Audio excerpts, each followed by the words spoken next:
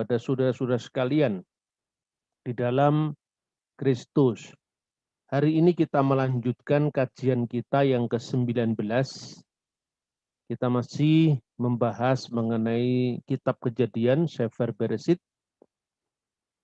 Kali ini kita akan membaca dan membahas pasal 34, 35, dan 36. Jadi ada 3 pasal yang kita bahas sekarang. Sebetulnya tema Rahel itu hanya sebagian dari pasal yang kita bahas. Tetapi kita jadikan tema utama karena yang mau kita bahas itu adalah peristiwa yang mendahului dan kemudian nanti puncaknya pada kematian Rahel dan mengenai Toledot Esau, yaitu keturunan Esau atau silsilah Esau yang ditulis dalam pasal 36 kitab Kejadian. Saudara-saudara, di dalam pasal 34 kita ini berbicara mengenai situasi di mana Yakub dan keluarga besarnya setelah dia pindah dari Mesopotamia, lalu dia tiba di daerah Kanaan. Dan disitulah sebetulnya terjadinya dinamika yang luar biasa di tempat itu, ya, karena bukan berarti konflik-konflik itu mereda, tetapi Tuhan mengajarkan kepada Yakub dan keluarganya peristiwa-peristiwa kehidupan yang penuh dengan kompetisi bahkan kekerasan yang dia alami sebelum maupun saat dia meninggalkan Mesopotamia dan dia berada di Sikem. Jadi itu mulai dari konfliknya dengan Laban yang tidak lain mertua dan pamannya sendiri, lalu konfliknya dengan Esau kakaknya yang melatar belakangi dia harus pindah ke Mesopotamia atas restu dari Ribka orang tuanya, sampai itu nanti kemudian seperti kita pelajari sebelumnya, sudah terjadi perkembangan-perkembangan baru yang luar biasa di mana Tuhan mendidik keluarga ini. Sudah berdamai dengan Laban dan Laban berakhir memberkati cucu dan anak-anaknya. Kemudian juga bertemu kembali dengan Esau dan keduanya kemudian berdamai lalu saling mengampuni. Ini luar biasa. Dan pada akhir dari kajian kita nanti yaitu pasal 36 itu setelah pasal sebelumnya itu mencatat tentang Toledot Yaakov, yaitu silsilah Yakub, ya. Maka pasal 36 itu bicara tentang silsilah Esau dan kemudian persebaran antara dua keturunan itu. Keturunan Yakub yang kemudian menjadi Israel, Bani Israel, dan keturunan Esau yang menjadi Bani Edom. Nah, disitulah digambarkan bagaimana nanti pertobatan Esau sehingga Tuhan menjadikan keturunan Esau itu berjaya sebagai kerajaan sebelum Israel sendiri berjaya sebagai kerajaan. Tetapi melewati sebuah dinamika yang luar biasa karena itu harus berhadapan dengan bagaimana perjumpaan antar bangsa-bangsa tetangga, kebudayaan yang berbeda dan secara khusus adalah iman yang berbeda. Nah, hijrahnya Yakub ke Sikem menjadi awal tragedi besar di mana Dina putrinya itu diperkosa oleh Sikem yang sebenarnya mencintainya. Maka saya memberi judul pasal ini adalah antara cinta yang salah dan harga diri yang terkoyak, sehingga melahirkan pembunuhan besar-besaran. Nah, cinta yang salah ya, yang dilampiaskan dengan cara yang secara moral itu sangat mengoyak harga diri bangsa Israel, khususnya yang diwakili oleh anak-anak Yakub. Nah, kemudian padahal sebetulnya digambarkan dalam narasi ini, orang tua dari Sikem itu sebetulnya mendatangi Yakub, ya, Hemor namanya, lalu merundingkan perkawinan dengan anaknya antara Sikem dengan Dina, putri Yakub. Kemudian dalam Kejadian pasal 34 ayat 1 itu tidak disebutkan berapa umur Dina. Karena memang ini salah satu kesulitan di dalam belajar Alkitab ya. Tetapi kalau kita secara cermat mengikuti angka-angka tahun, peristiwa-peristiwa, tentu dengan melihat background kebudayaannya, justru Alkitab itu adalah buku yang paling lengkap berbicara tentang sejarah yang dikemukakannya. Ya, meskipun pasal 34 ayat 1 itu dia bicara tentang umur Dina, tetapi bisa diperkirakan seperti ini. Mereka meninggalkan Haran, ya, usianya kira-kira usia Dina kira-kira 5 atau 6 tahun. Dengan hitungan bagaimana? Sebab Dina itu dilahirkan sebagai putra ke-6 dari Lea. Putri ya, dia akan Israel jumlahnya 12 plus 1 perempuan. Nah, dalam budaya patrilineal, budaya Semitik secara khusus, perempuan memang tidak muncul dalam silsilah. Karena itu sekalipun Ismail punya anak yang namanya Mahalat atau Basmat, tetapi tidak muncul dalam silsilah. Begitu juga 12 suku Israel, sekalipun ada anak perempuan yang namanya Dina, tapi tidak muncul dalam silsilah. Mengapa? Karena dalam budaya Timur Tengah kuno, sampai hari ini bahkan, anak laki-laki itu adalah meneruskan marga dari keluarga itu. Maka sampai hari ini, ibu atau bapak itu disebut dengan anak laki-laki sulung yang pertama. Misalnya, Presiden Mahmud Abbas di Palestina, itu disebut Abu Mazen, karena anak sulungnya namanya Mazen. Misalnya seperti itu. Bu Safa misalnya, karena anak sulung kami namanya Akhen, dia disebut Ummu Akhen. Sekalipun mungkin orang memiliki anak pertama itu adalah perempuan, tetapi yang disebut selalu anaknya laki-laki. Ini adalah merupakan barometer kebudayaan Timur Tengah. Makanya pada tulah yang ke-10 itu anak-anak sulung mati. Karena kesulungan itu adalah meneruskan generasi. Nah ini kalau dipahami menurut budaya barat yang tidak ketemu. Makanya banyak orang-orang yang sebetulnya tidak mengerti apa-apa, membaca teks Alkitab secara salah. Lalu kemudian menyerang. Nah, ya seperti ini harus diampuni, tetapi juga didoakan supaya otaknya di-upgrade lagi, supaya dia bisa berpikir secara benar ya. Kemudian karena dia umur sekitar 5-6 tahun tadi, dihitungnya bagaimana? Dina lahir adalah anak dari Lea yang ke-6. Nah, sedangkan Yakub tinggal di Haran itu 20 tahun. 7 tahun plus 7 tahun 14, dia bekerja 6 tahun lagi sehingga 20 tahun. Nah, maka bisa dikira-kira anak yang lahir dari urutan ke-6 itu kira-kira memerlukan waktu berapa tahun. Maka kira-kira bisa diperkirakan ketika dia meninggalkan Mesopotamia itu 6 tahun, ya kira-kira usianya 15 sampai 16 tahun. Nah, ketika Hemor merundingkan rencana perkawinan antara Sikem dengan Dina yang sudah dicemarinya, anak laki-laki Yakub mengajukan syarat bahwa Sikem harus disunat. Kejadian pasal 234 ayat 13 sampai 17. Karena sunat adalah perjanjian Abraham dengan Tuhan. Dan Hemor pun setuju. Bahkan dia memberikan memberikan ruang yang seluas-luasnya untuk bangsa Israel, ya artinya keturunan Yakub itu untuk tinggal di tempatnya.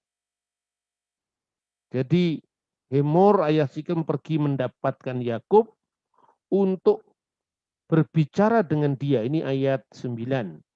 Ayat 6. Sementara itu anak-anak Yakub pulang dari Padang, dan sesudah mendengar peristiwa itu, orang-orang ini sakit hati dan sangat marah karena Sikem telah berbuat noda di antara orang-orang Israel dengan memperkosa anak perempuan Yakub, sebab yang demikian itu tidak patut dilakukan. Jadi ini antara cinta yang salah dengan harga diri yang terkoyak. Berbicaralah Hemor kepada mereka itu. Hati Sikem anakku mengingini anakmu. Kiranya kamu memberikan dia kepadanya sebagai istrinya. Dan biarlah ambil dan biarlah kita mengambil, berikanlah gadis-gadis kamu kepada kami dan ambillah gadis-gadis kami. Tinggallah pada kami, negeri ini terbuka untuk kamu, tinggallah di sini, jalanilah negeri ini dengan bebas dan menetaplah di sini. Lalu Sikem berkata kepada ayah anak itu dan berkata kepada kakak-kakaknya, biarlah kiranya aku mendapat kasihmu. Aku akan memberikan kepadamu apa yang kamu minta. Walaupun kamu bebankan kepadaku uang jujuran dan uang mahar, seberapa banyak pun aku akan memberikan apa yang kamu minta, tetapi berikanlah gadis itu kepadaku sebagai istriku. Ini kan sebetulnya memang dilandasi oleh cinta. Dilandasi benar-benar dia ingin bertanggung jawab untuk calon mempelainya tadi. Nah, tapi kemudian antara cinta yang salah dengan harga diri yang terkoyak tadi ternyata dalam peristiwa ini tidak bisa didamaikan. Nah, yang berikutnya itu ada unsur iman, di mana pada teks ini dia mengatakan bahwa syaratnya ayat 15, kami dapat menyetujui permintaanmu, kamu harus sama seperti kami. Nah, itu soal keagamaan dan kebudayaan. Yaitu setiap laki-laki di antara kamu harus disunat. Barulah kami akan memberikan gadis-gadis kami kepada kamu dan mengambil gadis-gadis kamu. Maka kami akan tinggal padamu dan kita akan menjadi satu bangsa. Nah, ini sebetulnya hatinya masih membara, dia marah kan. Kemudian apa yang terjadi? Syarat yang diajukan anak-anak Yakub meskipun itu tipu muslihat, ya disetujui dalam kemarahan karena kehormatan harga diri yang terkoyak tadi. Pada hari ketiga ketika semua laki-laki disunat sesuai dengan kesepakatan mereka, dalam keadaan mereka masih sakit karena penyunatan tadi, seluruh anak-anak laki-laki di tempat itu atau di wilayah itu, anak-anak Yakub membunuh Hemor, Sikem dan semua laki-laki dan menjarah harta mereka. Ini di Alkitab nggak pernah ditutup-tutupi, nggak pernah. Sekalipun, makanya konsep kenabian itu harus dikelirkan dulu. Sebab kalau ini dibaca dalam konteks dan kacamata Muslim, wah masa Nabi kok seperti ini kan, seperti itu. Jadi persoalannya ide kenabian itu sendiri kan berbeda antara Yahudi Kristen dan Islam. Nah itu harus clear ya, kalau dalam Islam itu digambarkan bahwa Lot itu nabi, padahal dalam iman Kristen Lot bukan nabi. Nah seperti ini harus clear. Nah kemudian salah satu dari wilayah yang netral itu adalah wilayah sejarah dan arkeologi. Jadi satu contoh ya misalnya, banyak tulisan-tulisan polemik yang menyerang Alkitab. Misalnya kisah tentang Lot yang berbuat tidak senonoh dengan anak-anaknya, dan itu melahirkan generasi yang namanya Bani Amon ya dan Bani Moab. Kemudian itu kan menjadi satu-satunya data sejarah tentang Yordan sebetulnya. Tidak ada data sejarah yang begitu runut seperti kitab suci. Nah, sekarang pertanyaannya, ketika kitab suci ini ditolak, Alkitab dalam ini ditolak, dihina atau dilecehkan, bagaimana kita bisa menulis sejarah sekarang? Karena ada sejarah umum yang mana? Misalnya ada prasasti yang ditemukan di Yordan, iya. Tapi itu kan fragmentaristik, terpisah-pisah, tidak utuh. Merangkainya bagaimana? Merangkainya dengan Alkitab juga. Makanya kalau Bapak Ibu pergi ke Yordan, tanyalah kepada para guide-guide di sana itu. Salah satu sekolah turisme itu yang dibaca adalah Alkitab sekalipun dia bukan orang Kristen. Ini contoh karena apa? Tanpa kitab suci yang urut seperti kita ya Alkitab ini, yang kronologis seperti Alkitab, kita tidak membuat kronologi sejarah. Nah, itu yang terjadi misalnya khususnya di Timur Tengah. Nah, tapi yang terjadi kan Alkitab itu dituduh palsu, kemudian hal-hal yang tidak diketahui dipaksa menurut pola pikirnya dia kan itu kan. Nah, misalnya orang tidak sadar seperti yang kemarin kita bahas bagaimana istri seorang nabi yaitu Yakub mencuri terafim ayahnya. Padahal terafim itu disebut Elohai, ilah-ilahku. Bagaimana ini bisa dipahami? Ya, kan situasinya beda, itu kejadian kira-kira tahun 1800 sebelum Masehi mau dipahami sekarang. Padahal terafim itu tidak hanya dalam makna berhala keluarga, memang unsur itu ada, tetapi lebih daripada itu yang dipikirkan Rahel bukan itu sebetulnya. Yang dipikirkan Rahel adalah bagaimana dia menjamin kehidupan suaminya, hak-hak suaminya, karena adik-adiknya yang laki-laki mulai tidak aman karena kehadiran suami Rahel di situ. Karena terafim itu adalah bukti kepemilikan pada zaman kuno.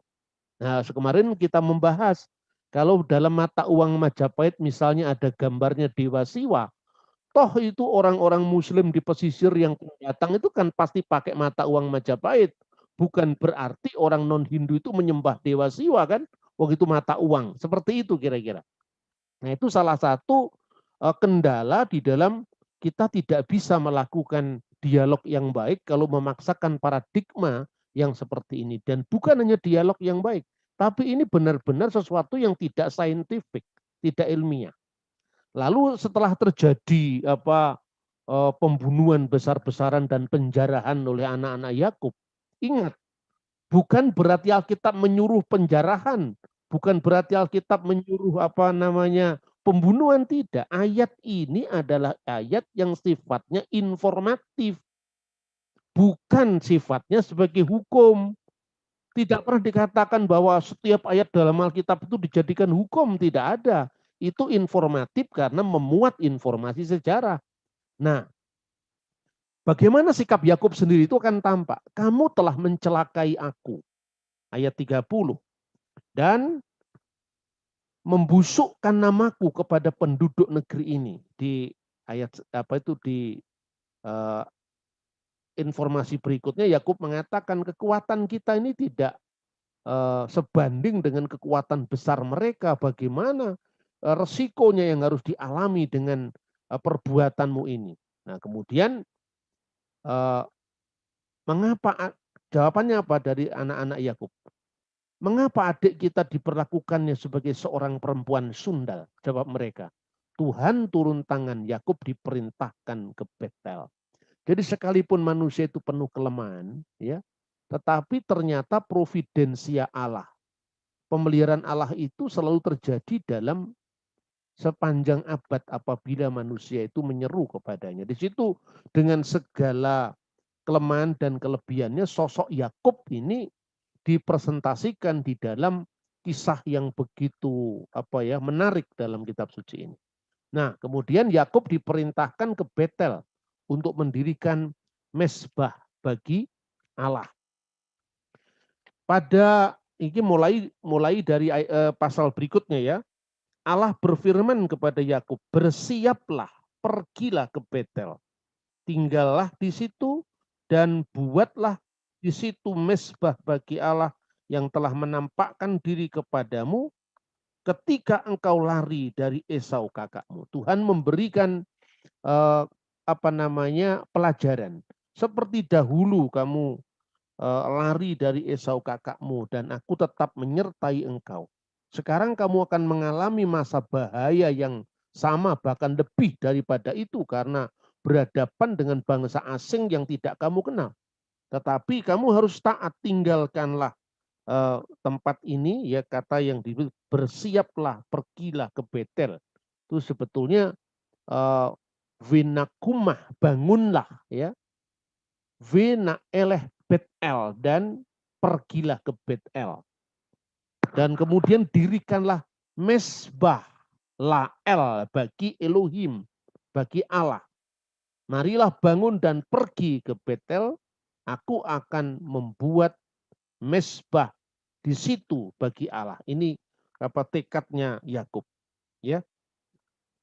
Kemudian apa yang harus diperintahkan Tuhan ketika Yakub memberi dirinya untuk taat kepada Tuhan dan mendirikan Bet-El di sana. Di situ sebetulnya ada deklarasi tentang emunat hayikhut, tentang monoteisme, di mana itu awal dari pemurnian keluarga Yakub ini. Lalu dikisahkan ayat 2. Lalu berkatalah Yakub kepada seisi rumahnya dan kepada semua orang yang bersama-sama dengan dia.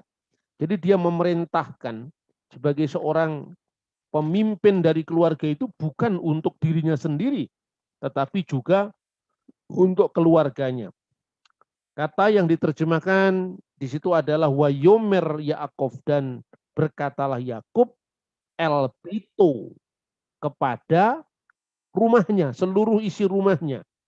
VL kal asar imu, dan seluruh yang ada padanya. Jadi artinya yang menyertainya, baik itu adalah keluarganya maupun para anak-anaknya, terus kemudian keluarga besarnya itu. Lalu dia mengatakan begini, jauhkanlah dewa-dewa asing yang ada di tengah-tengah kamu, tahirkanlah dirimu dan tukarlah pakaianmu. Jauhkanlah dewa-dewa asing, hasiru et iluhi hanikar, iluhe hanikar, ilah-ilah yang asing, sembahan-sembahan yang asing. Kemudian yang ada di antara kamu asher bito kihem wi hitaharu, dan bertaharatlah.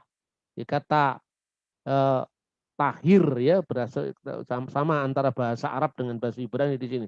Dan tahirkanlah dirimu, lalu tukarlah pakaianmu. Nah, tukarlah pakaianmu itu semua yang dianggap cemar karena penyembahan kepada berhala atau yang disebut dengan abudah zarah itu harus dibuang.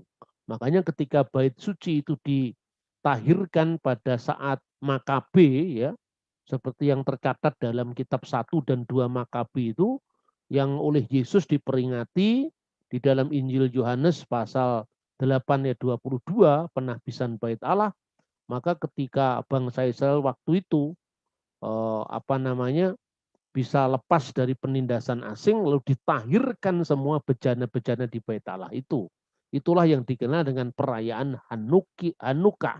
Ya, Hanukkah itu diperingati sampai sekarang musim dingin tanggal 25 bulan Kislev. Itu terjadi nanti setelah jauh setelah masa Yakub ini, pada sama KB itu abad ketiga sebelum Masehi. Kedua sebelum Masehi, sorry. Kemudian apa reaksinya? Ayat 4. Seluruh keluarganya dan orang-orang yang beserta dengan dia itu menyerahkan kepada Yakub dewa-dewa asing dan anting-anting di telinga mereka. Lalu Yakub menanamnya di bawah pohon besar dekat Sikem. Sesudah itu berangkatlah mereka. Dan ini lihat, kedahsyatan Allah, ya, hitat Elohim, menyertai kota-kota sekeliling mereka. Sehingga ketika anak-anak Yakub itu berjalan meninggalkan tempat itu, dia tidak terkejar oleh musuh-musuhnya. Jadi di sini emunat hayikhut, iman kepada keesaan Allah itu mengandung konsekuensi etis, bukan sekedar menghafalkan Allah itu esa, tapi berbuat sesuai dengan tuntutan menguduskan Tuhan di atas segala yang lain yang diloyali oleh manusia itu. Nah, kemudian Yakub sampai di Luz, di kota Kanaan, yaitu Bet-El. Dan dia mendirikan mesbah di situ dan dinamakan El Bet-El. El itu artinya Allah, Elohim. Bet-El, rumah Allah, artinya Allah yang menyatakan diri di tempat itu. Allah dari Bet-El. Ya, ketika dia dikejar kakaknya dahulu, dan ini sebetulnya Yakub di Betel untuk yang kedua kalinya. Yang pertama itu ketika dia dikejar Esau yang sudah kita pelajari dalam pasal dan ayat-ayat sebelumnya. Lalu Kejadian 35 ayat 8, ketika Deborah, inang pengasuh Ribka mati, dikuburkanlah dia di hilir Bet-El di bawah pohon besar yang dinamai di situ adalah Alon Bahut, yang artinya dalam terjemahan lain adalah pohon besar penangisan. Sebetulnya pohon besar di sini sebetulnya adalah pohon terbantin, pohon oak, penangisan. Lalu Tuhan menegaskan kembali pergantian namanya.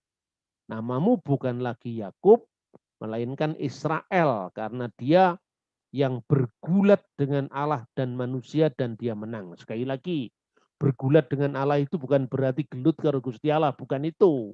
Ini kadang-kadang orang membaca ayat-ayat yang sifatnya metafor itu dipahami dengan pemahaman yang sederhana sekali, yang bacaannya hanya satu zaman, bukunya hanya satu bahasa atau satu kitab.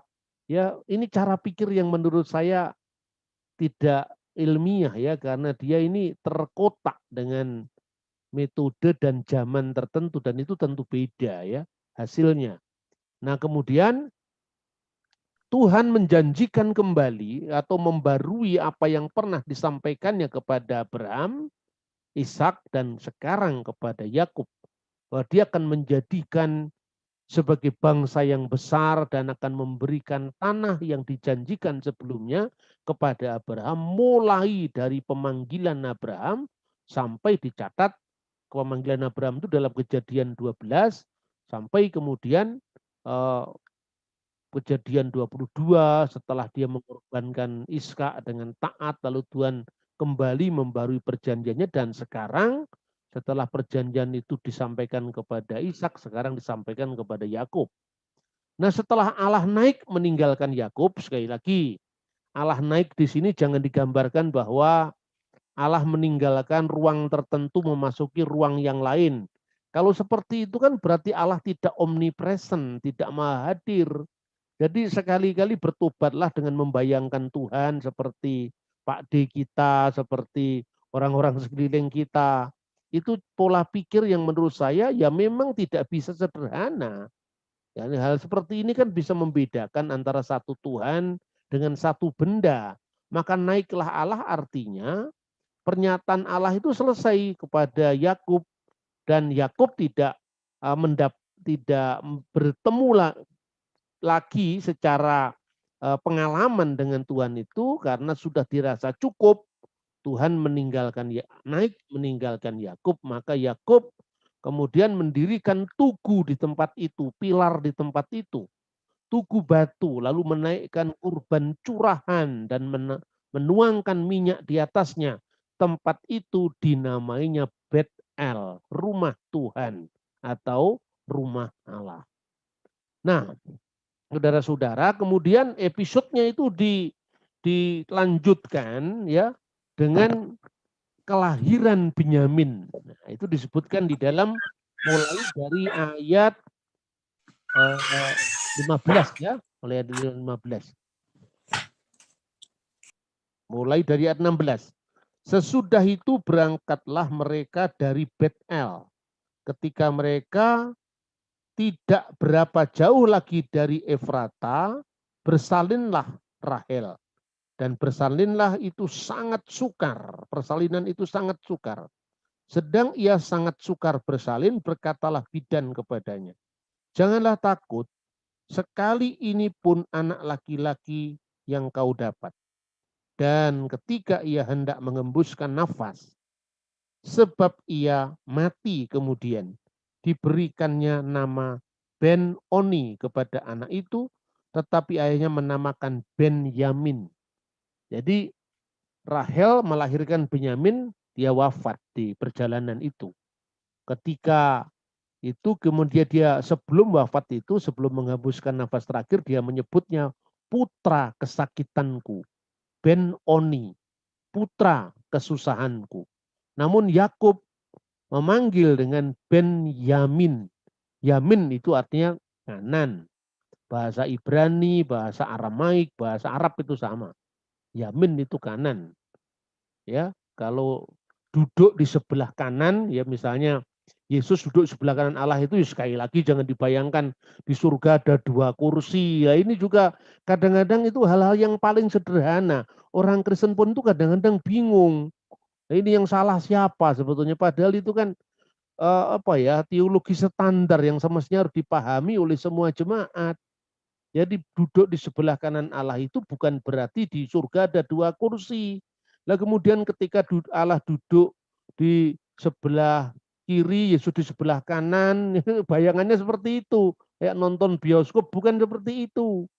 Ya, karena bait Allah itu menghadap ke timur, istana Daud itu ada di sebelah kanan, ruangan Maha Kudus yang adalah representasi kehadiran ilahi.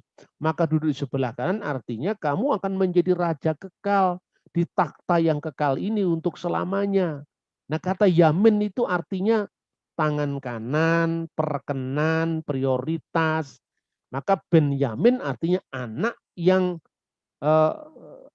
yang diprioritaskan anak dari tangan kanan. Kalau kiri itu yasar atau ya simal, dan itu gambaran tentang yang tidak diperkenan. Sebagai perbandingan, kalau di dalam Al-Quran itu pada akhir zaman ada umat yang tidak diperkenan Tuhan disebut sebagai ashabul yasar atau ashabus simal, yaitu golongan kiri, menerima kitab sebelah kiri, itu dihisapkan neraka karena kakean dosa. Tapi satunya ashabul yamin, golongan kanan. Itu juga perumpamaan. Jadi kadang-kadang ketika orang itu memahami teks agama yang berbeda, kitab sucinya sendiri tidak dipahami, tapi nyerang kitab suci orang lain itu loh. Yang seperti ini saya harus bicara terus terang. Ini bukan saya sama sekali tidak pernah nyerang agama lain, tetapi ketika iman Kristen disalahpahami harus ada hak jawab. Tetapi juga kadang-kadang salahnya Kristen sendiri, wong imannya terlalu terlalu instan itu loh. Jadi orang kemudian tidak mampu untuk mempertanggungjawabkan kepada orang lain. Rahel kemudian dikuburkan di sisi jalan Efrata, yaitu Bethlehem. Yakub mendirikan tugu di atas kuburnya, ya.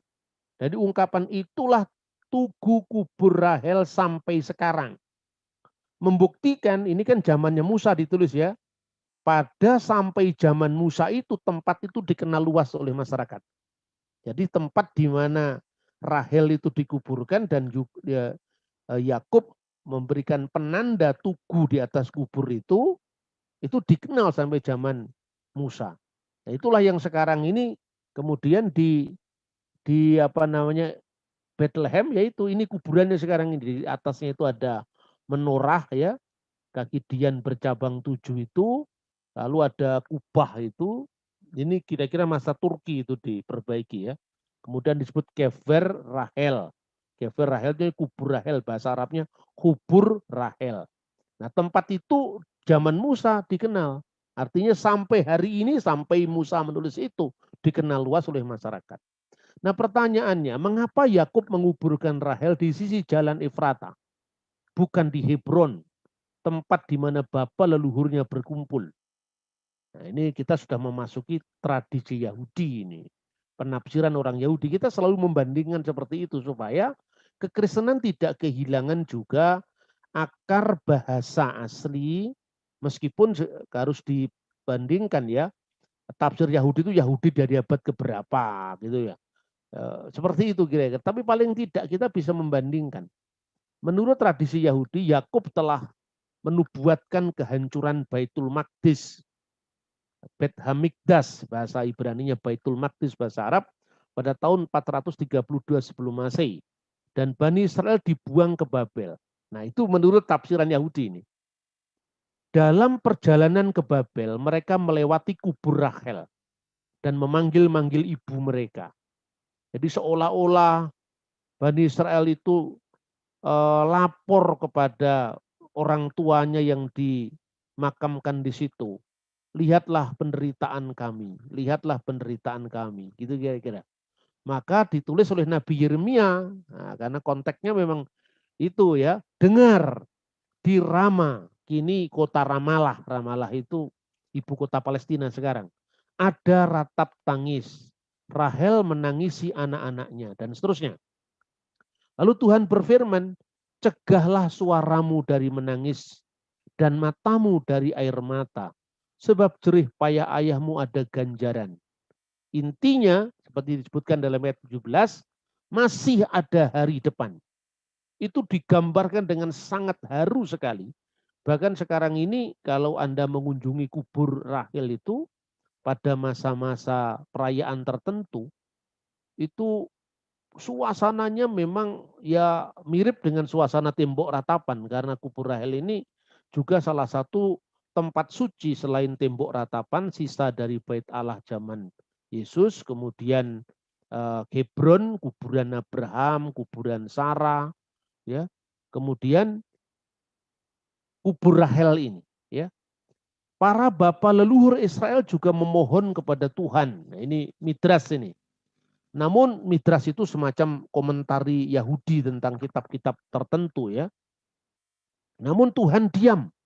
Para leluhur Israel termasuk Abraham, Sarah, Ishak, Ribka ya, memohon kepada Tuhan. Namun Tuhan diam. Sampai Rahel mengadu dan akhirnya mendapat janji penebusan kembali. Ketika Rahel berdoa, ya penguasa semesta, serunya, pertimbangkanlah apa yang kulakukan untuk saudariku Lea. Yakub telah bekerja kepada ayahku, namun saat aku berhak memasuki kanopi perkawinanku, ayahku membawa Lea ke dalam kemahnya.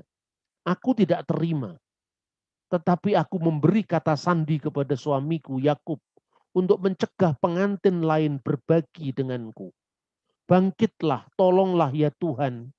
Lalu Tuhan menjawab, untukmu Rahel, aku akan membawa Israel kembali ke tanah mereka. Jadi apa yang kita bisa pelajari dari tafsiran Yahudi ini ya?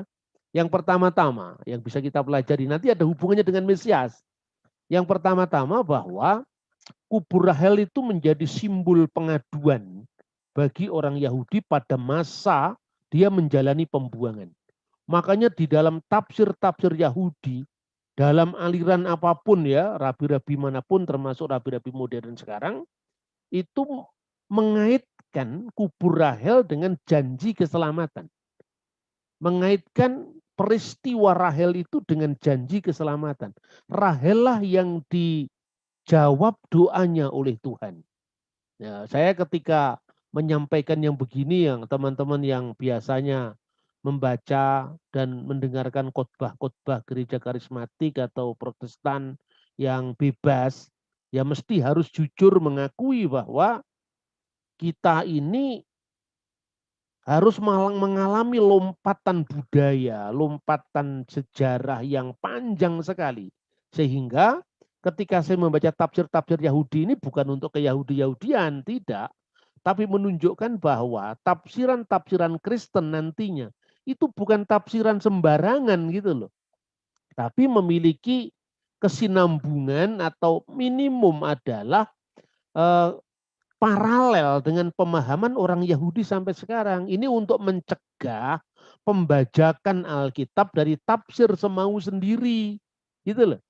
Nah, saudara-saudara, jadi kenapa Rahel dijawab doanya?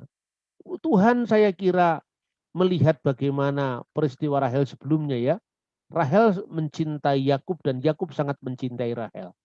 Tetapi karena ini karena benturan dengan adat budaya Mesopotamia bahwa seorang adik tidak bisa mendahului untuk kawin sebelum kakaknya kawin. Akhirnya itu tidak lazim di sini, kata Laban. Diambillah Lea. Setelah pagi dia tahu itu ternyata bukan Rahel, Yakub protes, bekerjalah 7 tahun lagi untuk mendapatkan adiknya, kan gitu kan? Maka 7 tambah 7, 14 tahun, Yakub pun masih harus 6 tahun bekerja untuk dia mendapatkan upah dari mertuanya tadi. Nah, ini antara cinta Rahel Yakub dengan bagaimana dia bertabrakan dengan tradisi, bertabrakan dengan adat yang dia tidak bisa lawan itu loh. Dan itu adalah proses yang harus dijalani oleh para patriark ini sampai muncul kisah ini. Dan apakah berarti Tuhan hanya membela Rahel tanpa mempertimbangkan nasibnya Lea? Tidak pula. Itulah sebabnya ketika kita belajar minggu lalu, Lea kandungannya disuburkan, Rahel sementara ditutup. Karena apa? Tuhan juga tidak ingin Lea didolimi oleh kasus karena dia tidak atau kurang dicintai oleh Yakub. Gitu loh. Jadi Tuhan selalu berpihak pada mereka yang tersingkir, mereka yang terdolimi, ya, yang di luar kemampuan dia. Dan itu menarik sekali. Tetapi di atas semuanya itu Tuhan memberikan providensia, memberikan pemeliharaan. Makanya dalam kasus ini saya membaca ini pun terharu sebetulnya kalau membaca kisah-kisah seperti ini, membayangkan ya.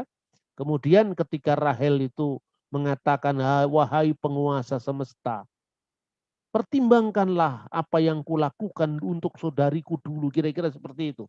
Dan Tuhan berkata, untukmu Rahel, aku akan membawa Israel kembali ke tanah mereka.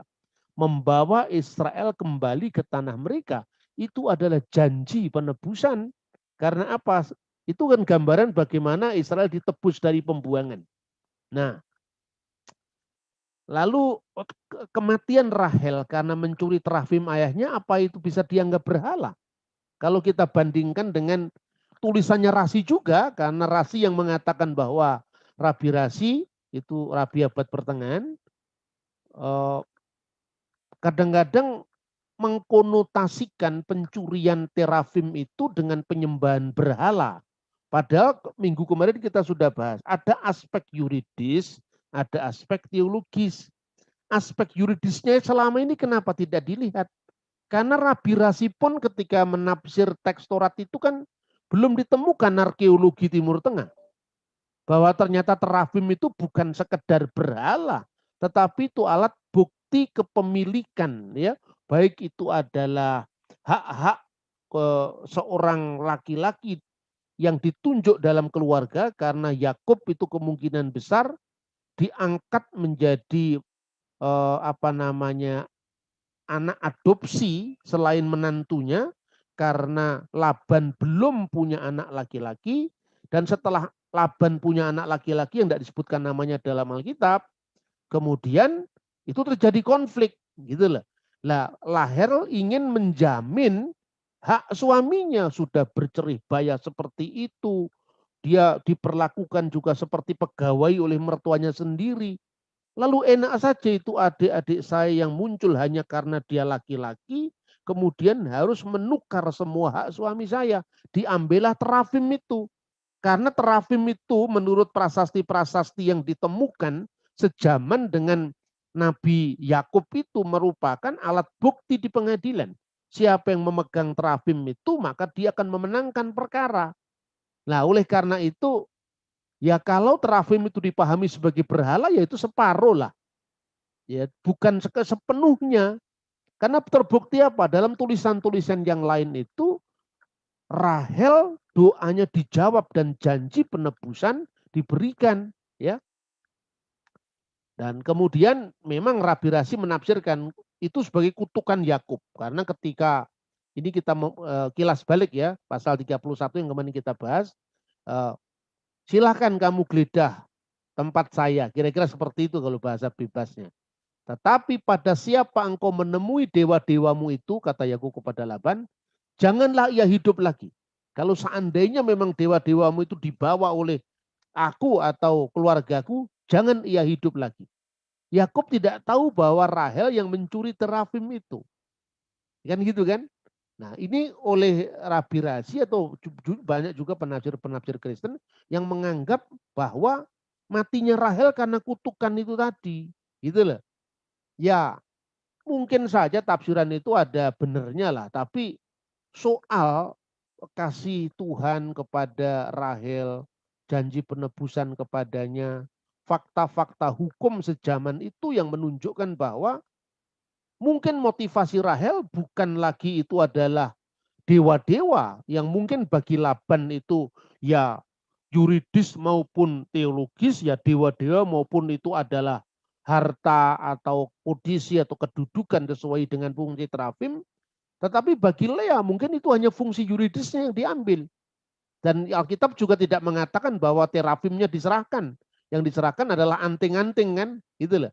Jadi saya memandang ya meskipun sebetulnya perbedaan seperti ini bukan perbedaan yang terlalu apa ya, menyangkut tentang misalnya perbedaan kalau kita baca Trinitas itu mutlak kalau itu. Karena itu adalah ajaran Bapak Gereja yang tidak pernah putus dari masa ke masa. Tapi kalau soal begini itu kita boleh agak longgar lah. Tapi artinya lebih memaknai konteks yang sebenarnya bukan semua buku kitab suci itu semua persoalan teologi saja. Ada persoalan hukum, ada persoalan sosial yang harus dibedah. Jadi terafim tidak hanya bermakna teologis sebagai berhala, sekalipun fungsinya bisa seperti itu.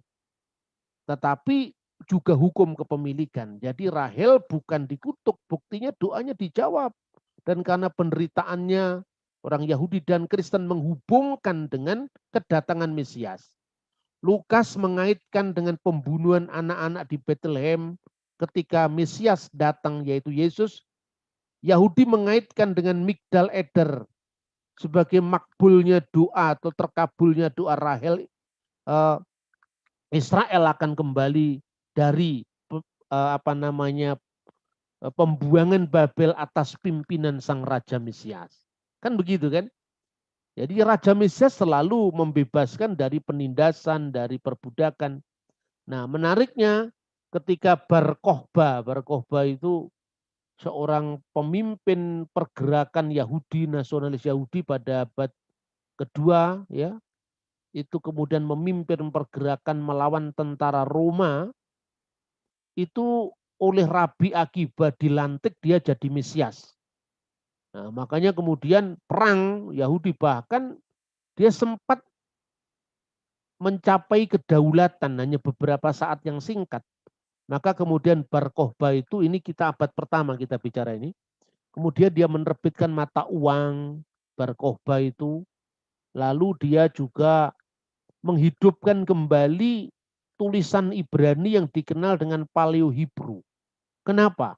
Untuk mengenang kejayaan Raja Daud. Jadi Raja Daud kan itu nulisnya pakai bahasa Ibrani, hurufnya namanya Paleo Hebrew. Jadi seperti kita ngomong begini bukan sekedar tuh kira-kira, enggak, ini ada prasastinya itu. Misalnya nama Raja Daud muncul dalam prasasti Teldan. Ada ungkapan Bet David, ya itu ada hurufnya Bet, wujudnya seperti apa, ya huruf yodnya seperti apa, itu kan bisa dibandingkan antara prasasti Teldan dengan huruf Ibrani sekarang.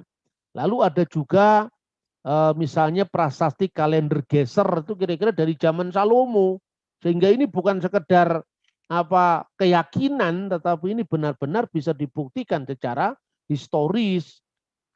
Ya, tetapi ayahnya menamainya Benyamin. Demikian Rahel mati. Saya ulang lagi bacaan ini. Lalu dikuburkannya di sisi jalan ke Efrata, yaitu Bethlehem. Ini kejadian, kitab Kejadian. Pasal 35 ayat 18 dan ayat 19.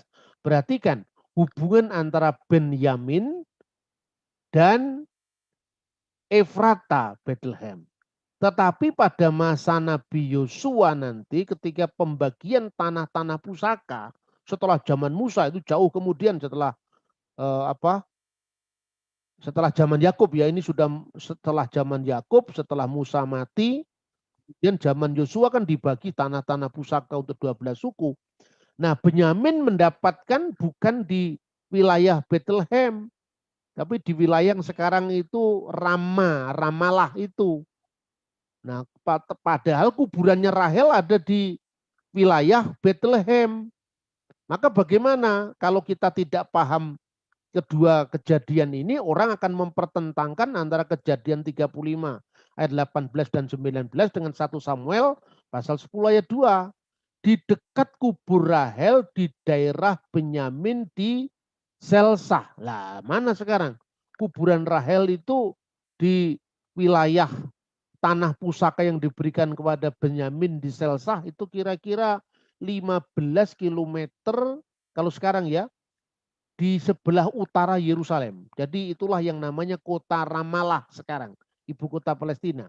Nah, sementara kuburannya Rahel itu di Bethlehem. Bagaimana mendamaikan ini? Jadi di daerah Benyamin atau di daerah Yehuda, karena Bethlehem itu menjadi pusaka bagi Yehuda. Di mana ini? Jadi begini, 1 Samuel pasal 2 bisa diartikan, sekarang mereka berada di dekat kubur Rahel. Ya, kubur Rahel di mana? Di Bethlehem. Dan ketika kamu bertemu mereka, kamu akan menemukan mereka di wilayah perbatasan Benyamin di Selsah. Itu tafsiran Rabi Rasi. Nah, tafsiran Rasi pun kalau benar ya kita pakai, enggak apa-apa kan. Tapi kalau salah ya kita bandingkan kalau ada yang lebih tua daripada Rasi abad 11 misalnya Yosefus, ya kita pilih Yosefus karena dia saksi sejarah dari abad yang lebih awal gitu loh kira-kira. Kalau Rasi menafsirkan tentang misalnya sosok Bar Kokhba misalnya ini, dibandingkan dengan Yosefus menyaksikan sosok Bar Kokhba, ya harus percaya Yosefus kan. Yosefus hidup sejaman dengan zamannya Bar Kokhba. Sementara Rabi Rasi itu 10 abad kemudian kan gitu loh. Kira-kira pola pikirnya mesti historis begitu. Jangan hanya karena saya orang Yahudi maka rabi saya adalah Rasi, rabi saya Rambam misalnya. Tidak bisa seperti itu. Ini ngomong sejarah itu ya harus netral. Kemudian bagaimana dengan Rama? Rama itu tempatnya ya di suku Benyamin itu. Seperti ratapan yang ditulis dalam Yeremia pasal 31:15. Di mana suara Rahel terdengar di Rama. Ketika ia menangisi anak-anaknya. Rama terletak di utara. Tidak terletak di Bethlehem. Maksudnya kira-kira. Rahel menangis di jalan Efrata. Artinya itu gambaran simbolis tentang bagaimana hubungan psikologi seorang ibu dengan anak-anaknya yang mengalami penindasan dan sebagainya. Kemudian tetapi dia tetap mengingat anak-anaknya dengan apa peristiwa-peristiwa yang terjadi atas Bani Israel itu dengan perhatian lebih dekat kepada Benyamin yang ketika melahirkan dia harus dibayar dengan kematiannya. Jadi artinya ada suara menangis di Rama. Itu artinya dua ini dihubungkan. Ayahnya menamai Benyamin. Rahel matinya di Efrata. Jadi ini bukan yang bertentangan. Makanya mesti banyak membaca, banyak referensi. Tidak cukup hanya membaca Alkitab kemudian bikin seri. Ahli kristologi, kristolog dari mana itu? Kan gitu saudara-saudara ya. Kita lanjutkan. Nah, lalu hubungan Migdal Eder dengan Sang Mesias. Ini disebutkan, ini bukan tafsiran Kristen. Makanya kalau di dalam iman Kristen ada ungkapan bahwa malaikat memberikan kabar gembira kepada para gembala di padang. Hari ini akan lahir bagimu Mesias Adonai di kota Daud misalnya. Mesias Tuhan di kota Daud seperti Injil Matius. Lalu Anda tidak paham konteks teologisnya, konteks historisnya, lalu mengatakan mana ada musim dingin, gembala menggembalakan dombanya di padang. Nah, itu kan orang Eropa itu yang ngomong begitu kan. Anda tidak tahu bagaimana situasi, bukan hanya situasi apa ya, situasi pergumulan teologis sesama Kristen, tidak bisa seperti itu, tapi dilihat dari konteksnya, ya, bahwa yang disebut dengan padang gembala di dalam Injil Lukas itu bukan padang gembala biasa, itu sebetulnya Migdal Eder, dan Migdal Eder itu kaitannya dengan apa? Dengan Mesias yang akan datang, dan ini bukan tafsiran Kristen. Unital Yaakov ufras lemah keneha bihalil Magdala Eder atra demi taman atit ya uiddat liki malka mesika bisof yaumana. Dan berangkatlah, ini dalam bahasa Aram ini karena Targum Yonatan. Kalau kita menyebut kitab Kejadian, Targum pseudo Yonatan. Kalau ini Targum yang memang ditulis Yonatan. Maka berangkatlah Yakub memasang kemahnya. Ini sebetulnya tafsiran dari Kejadian pasal 35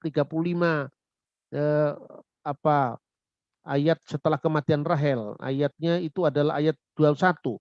Sesudah itu berangkatlah Israel, lalu ia memasang kemahnya di seberang Migdal Eder, menara kawanan domba.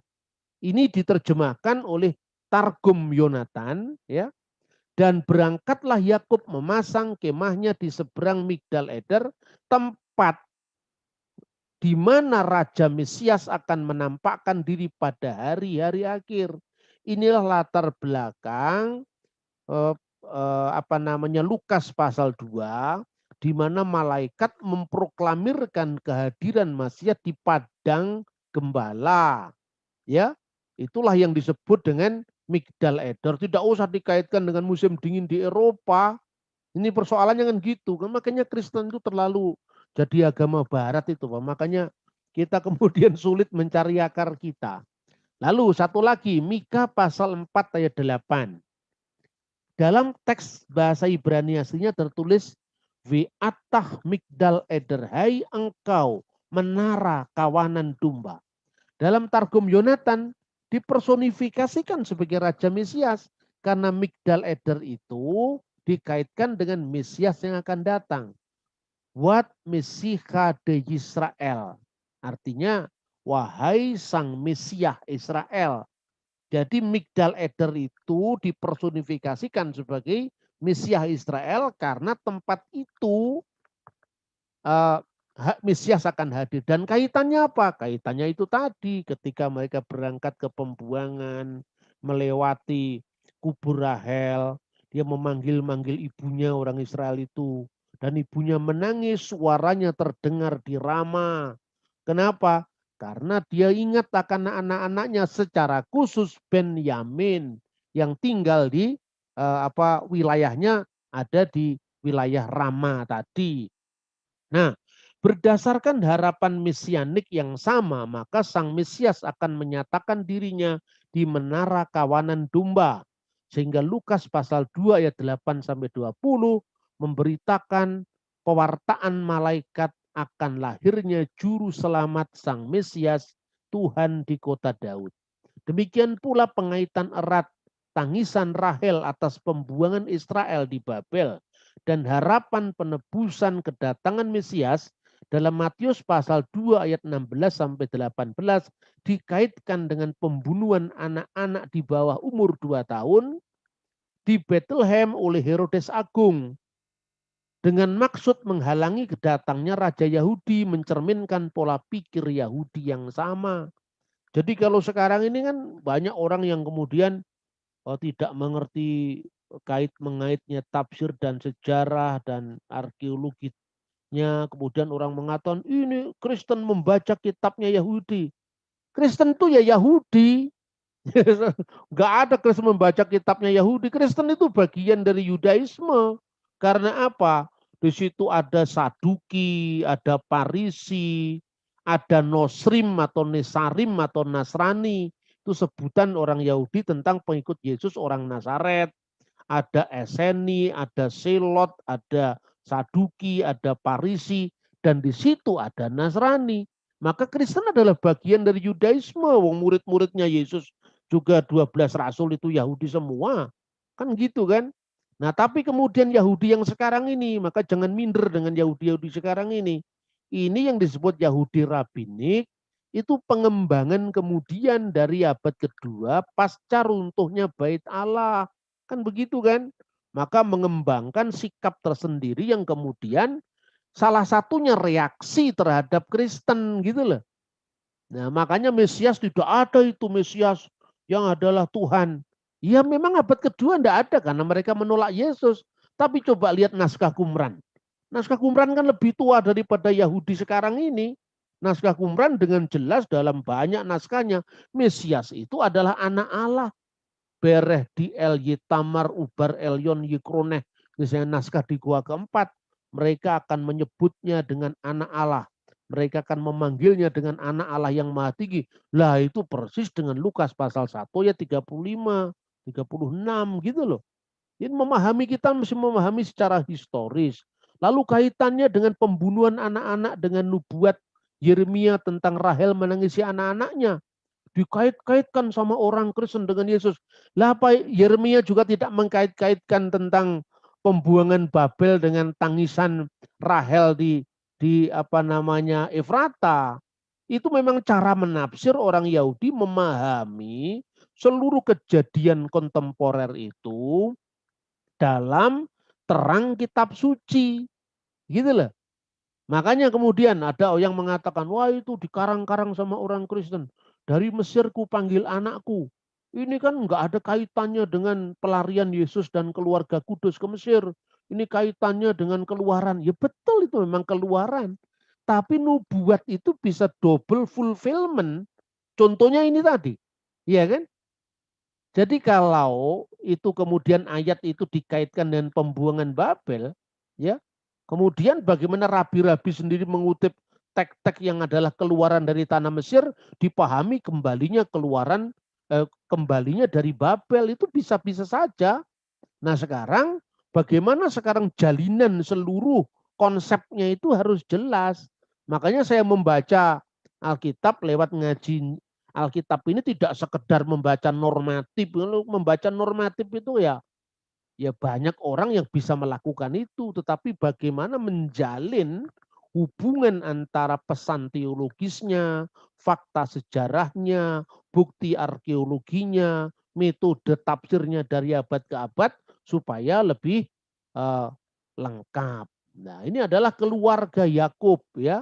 Setelah diceritakan keluarga Yakub, maka ini 12 suku ini ya, anak-anaknya dari Lea, kemudian Lea menunjuk hambanya melahirkan siapa saja, itu saya kira tidak usah saya kutip karena ini sudah terbiasa di pelajaran normatif di gereja. Nah, sekarang terakhir, apakah pasca pendirian mezbah di Babel semuanya kemudian jadi orang suci? Tidak juga. Dosa belum berhenti. Ruben anak Yakub dari Lea tidur dengan Bilha hamba ayahnya. Wah, ini lagi heboh. Tapi ini bukan ayat yang sifatnya disuruh nyontoh kita, tidak.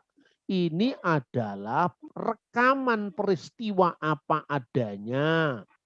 Bahwa kehidupan yang penuh dengan dinamika antara dosa dengan kebaikan ilahi. Kalau dalam istilah Yahudi, pertarungan sengit antara Yetzer Hara dan Yetzer Hatop, kehendak baik dan kehendak buruk dalam diri manusia terus berlangsung. Nah, sedikit saja kita lengah dari penyerahan diri kepada Tuhan, maka kita bisa jatuh. Nah, tetapi juga kisah pertobatan lebih besar juga terjadi, khususnya yang menggambarkan pertobatan Esau. Nah, yang menarik, Kejadian pasal 35 ayat 22b dan 20 sampai 29. Seperti Ismail dan Ishak hadir pada saat pemakaman Abraham, itu membuktikan bahwa konflik antara Hagar dan Sarah itu sudah selesai ketika Ismail dan Ishak hadir pada pemakaman Abraham. Begitu juga Yakub dan Esau hadir pada pemakaman Ishak. Rekonsiliasi dua bersaudara yang konflik tajam itu, bahkan gara-gara takut sama Esau itu Yakub sampai pergi ke Mesopotamia, sekarang sudah berdamai, saling memberkati, dan itulah pesan yang bisa dibaca dari seluruh pasal 36. Ya. Lalu coba kita perhatikan ya, Kejadian pasal 36. Di situ ayatnya bukan ayat 3 dan 4 itu ya, bukan 34. Istri Esau adalah Yudit, anak Beri. Dan yang kedua adalah Basmat, anak Elon, orang Het. Kejadian 28 ayat 9, Esau mengambil sebagai istrinya Mahalat anak Ismail adik Nebayot. Kemudian kejadian pasal 36 ayat 2, istri Esau adalah Ada anak Elon orang Het dan Oholibama anak Zebon orang Hewi. Sementara itu kejadian 36 ayat 3, anak Ismail yang diperistri Esau adalah Basmat anak Ismail anak Nebayot. Jadi bagaimana ini? Basmat itu anaknya Ismail atau anaknya Elon? Nah, orang bingung, lalu menuduh, wah Alkitab ini sudah dipalsukan kan gitu kan? Ini lagu-lagu lama seperti ini. Saya malah suka ini karena sambil sedikit-sedikit mengajar kan. Ya kalau awam ya jangan keterlaluan lah. Nanti ditertawakan ayam nanti. Kan gitu, saudara. Perhatikan sekarang ya. Nama-nama yang sama itu di dunia Timur Tengah itu biasa. Ya, bukan terjadi hanya pada masa zaman dulu sampai sekarang pun. Ya, orang dulu dosen saya di Kairo itu namanya Ibrahim. Bapaknya namanya Ibrahim, kakeknya namanya Ibrahim. Kakeknya bernama Sa'ad, bapaknya namanya Sa'ad. Dia punya nama Ibrahim, anaknya dia namanya Ibrahim. Jadi kalau ngomong Ibrahim bin Sa'ad kan itu kan. Itu biasa yang seperti itu. Makanya di dalam kitab suci Perjanjian Baru itu disebutkan Maria Magdalena dan Maria yang lain. Karena banyaknya orang yang bernama Maria. Nah sekarang bandingkan sekarang. Kenapa Basmat ini anak Elon atau itu adalah anak Ismail? Ini jangan-jangan salah ketik ini. Berarti firman Tuhan bisa salah. Ini harus membaca secara utuh ya. Yang pertama, menulis kitab suci itu dalam tradisi Masoretik aja abad ke-5 Masehi. Itu begitu satu huruf keliru, itu seluruh halaman itu harus dibuang, harus dihapus. Dari nol lagi dia nulis. Itu menunjukkan bahwa tradisi penulisan kitab suci itu sangat seksama. Makanya itu sampai dihitung apa huruf-hurufnya. Itu kalau dalam tradisi Masoretik. Ya sekalipun ada naskah yang lebih tua, yaitu naskah Qumran yang memakai misalnya matriks leksionis yang menentukan huruf-huruf vokalnya yang berbeda ya dengan sistem Nikut yang dikembangkan oleh misalnya Masoretik. Tetapi terlepas daripada itu, keseksamaan dalam menyalin kitab suci itu diakui semua orang. Ya, karena apa? Semua teks sekalipun itu ada varian yang berbeda. Dua-duanya dipertahankan, tidak pernah dibakar, tidak pernah dihancurkan. Anda bisa membandingkan dengan mudah antara misalnya teks Qumran dengan teks Masoretik. Sampai sekarang naskahnya ada. Bahkan sekarang sudah di-online-kan sebagian di internet. Ya, itu kira-kira. Jadi ketika itu nulis hanya lompat pasal yang sedikit, itu keliru, itu tidak mungkin. Karena naskah-naskah lain pun juga konsisten mengungkap itu, bunyinya sama gitu loh. Jadi jangan memakai terjemahan sebagai standar tuduhan, itu salah. Nah, sekarang ini saya coba bagaimana membaca tafsiran para rabi dan itu bisa dibandingkan dengan tafsiran para bapak gereja. Jadi ada anak Elon itu sama dengan Basmat anak Elon. Sedangkan Oholibama itu sama dengan Yudit. Kira-kira seperti itu. Nah, bagaimana kok bisa seperti itu? Nah, kita harus lihat, misalnya saya bandingkan dengan tafsir Rasi ya. Ia dinamai Basmat. Jadi anaknya Ismail namanya juga Basmat. Anaknya Elon namanya juga Basmat. Oh, ini sekedar dicocok-cocokkan, enggak dicocok-cocokkan. Dan saya tunjukkan. Ia menamai Basmat karena ia mempersembahkan wangi-wangian untuk menyembah berhala. Bisamim le Abu Dahzarah. Ya. Maka Basmat itu berkaitan dengan kata wangi-wangian, bisamim. Ya. Kemudian Esau mengganti nama Oholibama. Ini menurut tafsiran Rasi. kemah di tempat tinggi artinya. Menjadi Yudit. Nah, kata Yudit itu berasal dari kata yadah yang artinya memuji, ya, atau wanita terpuji. Tapi juga bisa berarti Yudit itu wanita Yahudi. Cuma secara historis karena pada waktu itu kata Yahudi itu masih terkait dengan nama dari 12, salah satu dari 12 anak-anak Yakub, belum menjadi satu komunitas dengan nama Yahudi. Maka tafsiran-tafsiran rabi dari abad pertengahan dalam hal ini bisa diragukan. Karena apa? Jelas bahwa kata Yahudut, Judaism itu baru muncul abad kedua sebelum Masehi. Itu pada masa Makabe. Kapan? Ketika orang Yahudi harus mengkontraskan cara hidupnya yang berbeda dengan gaya Yunani.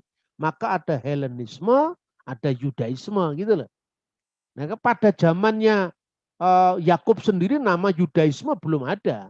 Ya cuman adanya Yehuda itu anaknya Yakub itu saja. Nah, kalau kita membaca tafsiran-tafsiran Yahudi modern, seolah-olah nama Yahudi itu sudah ada, Yudaisme itu sudah ada pada zaman anak-anak Yakub, itu kan melihat sejarah sebelumnya dalam konteks pada zamannya. Itu mirip sekali kalau ada orang yang mengatakan bahwa semua nabi itu agamanya Islam, itu prasastinya mana? Tunjukkan satu prasasti aja, enggak usah jauh-jauh. Sedangkan ada prasasti apa namanya Hidusaka, Haumasaka pada kuburan Raja Darius, ya, abad ke-3 sebelum Masehi, sebelum Masehi. Artinya di situ apa? Ada apa namanya eksistensi agama yang disebut Hindu Saka dan Haumasaka. Prasasti Buddha itu juga muncul pada abad ketiga Masehi dan itu ada prasastinya. Kalau memang waktu itu ada zamannya Ibrahim ada agama namanya Yahudi atau apa namanya Kristen, ya pasti ada prasastinya. Atau misalnya pada zaman Ibrahim ada agama namanya Islam, itu tidak masuk akal lah. Sama dengan tidak masuk akalnya ketika Yahudi dipahami sebagai Yudaisme, padahal itu baru menjadi nama dari anak-anak Yakub. Itu mesti lihat perkembangan runutnya. Tapi kalau konteksnya Yudit itu dipahami sebagai yadah, ucapan syukur, pujian, ya masuk akal. Karena apa? Pertobatan Esau ditunjukkan dengan penolakannya atas Abu Dazarah. Ini menurut tafsiran Razi. Kalau yang ini bisa diterima. Begitu juga Esau memanggil Basmat anak Ismail. Namanya sama dengan Basmat anak Elon. Dengan Mahalat. Karena ketika Esau menikahinya dosa-dosanya telah diampuni. Nama Mahalat dari akar kata yang berarti pengampunan. Maka kalau di dalam tafsiran misalnya Agada Sefer Samuel, ya, Selusah Mohelim, 3 pengampunan, ya, Selusah itu 3, Mohelim itu akarnya sama dengan mahalat, ya, menjadi proselyt 1, menjadi Yahudi, artinya berperilaku hidup seperti orang Israel, proselyt. Apakah itu masuk akal? Ada dicontohkan tadi kan? Zamannya Yakub ketika Hemor yang melamarkan untuk anaknya Sikem karena dia sudah mencemari Dina, kakak-kakaknya Dina bicara apa? Kamu harus disunat seperti kami. Berarti di sini ada upaya proselitisme dari zaman bapak-bapak leluhur. Kan begitu. Makanya dari Selosah Mohelim itu salah satunya hidup dengan cara yang sama dengan Yudaisme. Atau Yudaisme itu sebutan kemudian. Hidup dengan cara orang Israel, yaitu kitan atau sunat. Yang kedua, dia menaikkan standar kehidupannya dengan pertobatan, keagungan moral. Dan yang ketiga, dengan dia menikah dengan putra Ismail itu berarti dia sudah mengalami pengampunan itu tadi. Makanya anak yang dulu namanya Basmat, wangi-wangian, sama dengan anaknya Elon juga namanya wangi-wangian, itu dinamakan dengan Mahalat. Dan tradisi pergantian nama itu muncul dalam seluruh kitab suci. Misalnya Abram jadi Abraham, Sarai menjadi Sarah, Yakub menjadi Israel, kan begitu kan? Makanya Basmat menjadi Mahalat. Jadi ini bukan ayat-ayat yang dianggap pertentangan. Nah, pada bacaan-bacaan selanjutnya setelah dia menceritakan tentang apa syair ya, bagaimana Yakub itu punya keturunan menjadi cikal bakal yang tinggal di wilayah Seir, kemudian raja-raja Edom itu keturunan dari Esau, itu kemudian diceritakan bahwa mereka sudah berjaya sebagai kerajaan sebelum orang Israel sendiri berjaya sebagai kerajaan. Itu lihat bagaimana kasih Tuhan terhadap orang yang benar-benar melakukan pertobatan dalam hidupnya. Jadi kisah ini sangat menarik antara Yakub dengan Laban, Yakub dengan Esau, dan kiranya apa yang kita pelajari ini menjadi berkat bagi kita semua untuk membaca kitab suci dengan cara atau metode yang benar. Tuhan memberkati kita. Shalom Aleichem Beshem Hamasiah.